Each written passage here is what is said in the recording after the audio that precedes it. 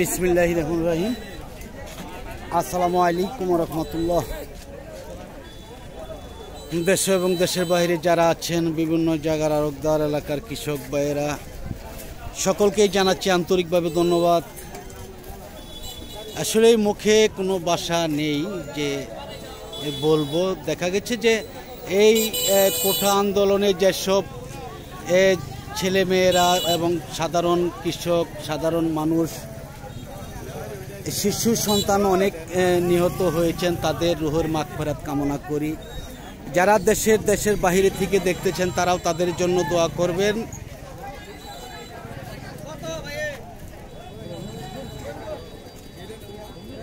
যাতে আল্লাহ পাক তাদেরকে জান্নাতবাসী করে। যাই হোক, আসলে এই কথা বলতে গেলে কান্না এসে যায়।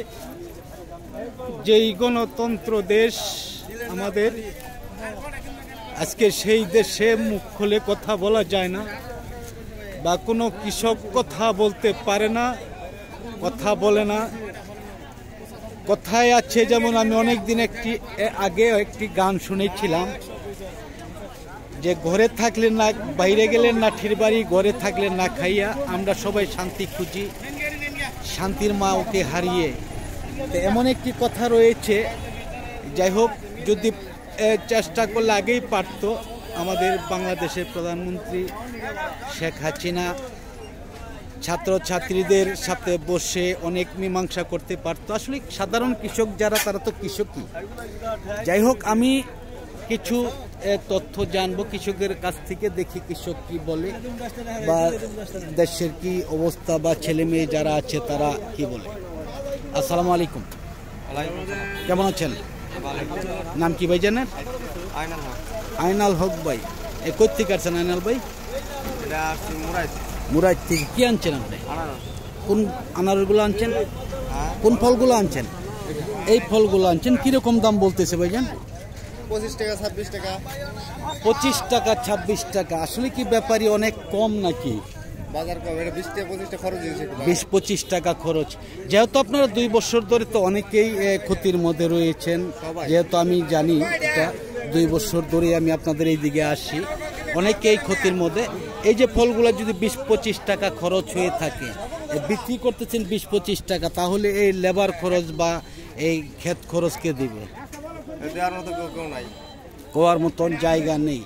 এই যে দেশে এই যে এত ছাত্র ছাত্রী, এত লোকজন মারা গেল, এই জন্যই কি আসলে দাম কম নাকি? বা এই আন্দোলনের কারণে আপনারা কিরকম ক্ষতির মধ্যে পড়েছেন? ক্ষতির মধ্যে পড়েছি, প্রতি ফল আর কি পাইতে 36 টাকা যায়, দাম 10 টাকা ক্ষতির মধ্যে পড়েছি। 10 টাকা করে প্রতি ফলে 10 টাকা করে আসলে বাজারে নেই, আসলে নেই। যাই হোক, ধন্যবাদ। আমি দেখি যে অনেক কৃষকই বাজারে আসছে, তাদের সাথেও একটু আমরা জানবো যে আসলে কিন্তু কৃষক কিন্তু কথা বলতে চায় না। আসসালামু আলাইকুম, কেমন আছেন ভাইজান? আছি ভালোই। নামটা যেন কি ভাইজানের? মোহাম্মদ রিয়াজউদ্দিন। মোহাম্মদ রিয়াজউদ্দিন ভাই। কই থেকে আসছেন রিয়াজউদ্দিন ভাই? আসছি তো কৃষ্টপুর গ্রাম থেকে। হ্যাঁ, কৃষ্টপুর গ্রাম থেকে। কৃষ্টপুর থেকে। কয় গাড়ি ফল আনছেন আজকে? 6 গাড়ি। 6 গাড়ি। এই ফলগুলাই তো নাকি?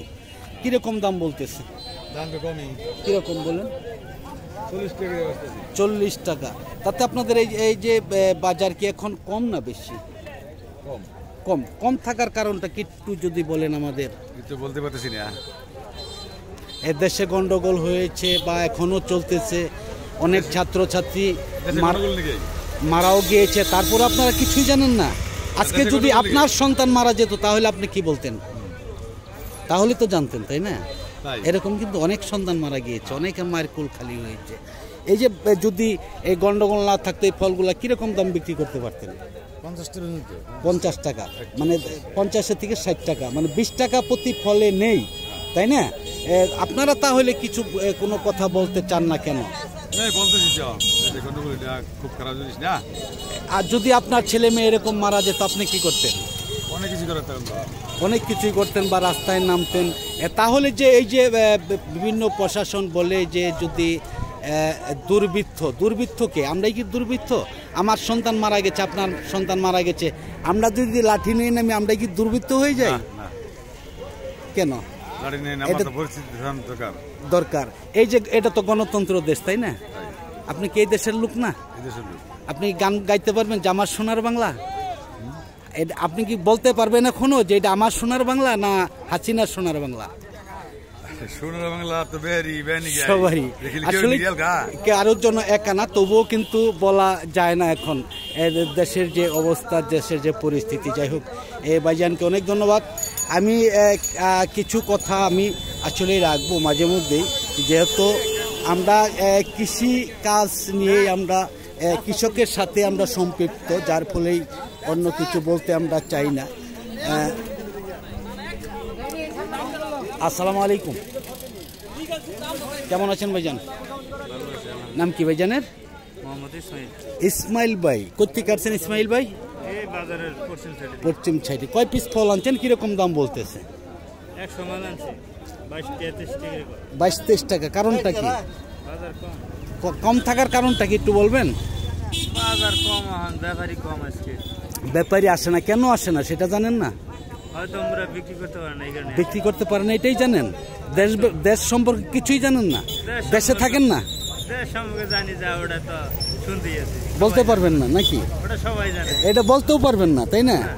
বলতেও পারবেন না। আসলে সাধারণ কৃষক যারা আসলে কিন্তু তারা কিন্তু এত কিছু বলতে পারে না বা বলতে চায় না। ওই যে একটি কথা বলেছি যে বাইরে গেলে লাঠির বাড়ি, ঘরে থাকলে না খাইয়া আমরা সবাই শান্তি খুঁজি, শান্তির মা ওকে হারিয়া। আসলে কিন্তু অবস্থাটা এমনই, তা না হলে কিন্তু কৃষক মুখ খুলতেন, কৃষক কথা বলতেন। এই ফলগুলো কে আনছে ভাইজান? আসসালামু আলাইকুম, কেমন আছেন? সবাই কথা বলতে পারে না, এটা বললে লাভ নেই। অনেকেই বোকা টাইপের, অনেকেই কথার উত্তরও দিতে পারে না। এর নাম কি ভাইজানের? আকরাম ভাই। কোথেকে আসছেন আকরাম ভাই? গারোবাজার পশ্চিমে থেকে। এই ফলগুলো আনছেন, কিরকম দাম বলতেছে আজকে? সাইকেল? কোন সাইকেল? এই সাইকেলটা, এটা কিরকম দাম বলতেছে? 26-27 টাকা। আজকে বাজার কম না বেশি? আরো ড্যাম। আজকে তো দেশে গন্ডগোল চলছে, বিভিন্ন সরকার পতন আন্দোলন চলছে, এটা আপনারা জানেন? জানেন, অবশ্যই জানার কথা। অনেক কৃষক জানে, অনেক কৃষক জানেন, অনেকে কথাই বলতে চায় না। তাতে অন্য অন্য যদি এই দেশে এই হট্ট গন্ডগোল না থাকতো তাহলে কিরকম দাম বিক্রি করতে পারতেন? তাহলে ফলের দাম 30 টাকা 32 টাকা এরকম, 32 টাকার মতো বিক্রি করতে পারতেন। সেই ফল কিন্তু আজকে দেখা যাচ্ছে কত, 20 টাকা বা 15 টাকায় বিক্রি করা হচ্ছে। গেছে 2 বছর তো আপনার অনেক ক্ষতির মুখে। এই বছর কি ক্ষতিতে পড়বেন কিনা? হ্যাঁ হ্যাঁ, যেমন বাংলা টিএসপি 2000 টাকা বস্তা, এরকম অনেক সারের দাম, কীটনাশকের দাম বেশি নাকি? হ্যাঁ, যে কীটনাশক সব সারের দাম বেশি দিকে আবাদ করতে সমস্যা হয়ে যাচ্ছে, খরচ অনেক বেড়ে যাচ্ছে আর কি। খরচ বাড়ার কারণে লস হচ্ছে আপনার? লাভবান নাই, লসের দিকে আছেন। এই যাই হোক, ধন্যবাদ ভাইজানকে। আমি দেখি এইদিকে অনেক কিছু কি রয়েছে, আরো অনেক ভ্যান, সাইকেল। আসসালামু আলাইকুম, কেমন আছেন?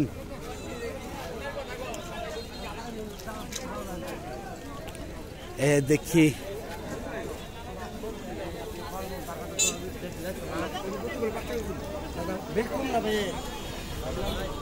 আসসালামু আলাইকুম, কেমন আছেন ভাইজান? নাম কি ভাইজানের? হায়দার আলী ভাই। কোথেকে আসছেন হায়দার ভাই?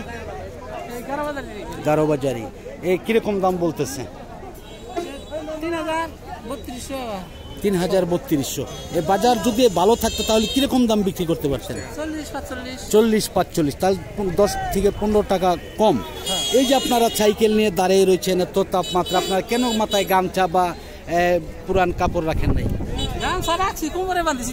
আর যদি এখন আপনার রোদ্রে তাল খেয়ে পড়ে যান তাহলে আপনার উপায় কি? অনেক লোকই তো মারা যাচ্ছে, যে স্ট্রোক করে মারা যাচ্ছে তাপের।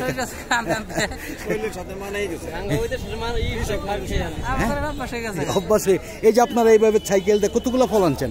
100 ফল। 100 ফল। আপনাদের কষ্ট হয় না আসতে?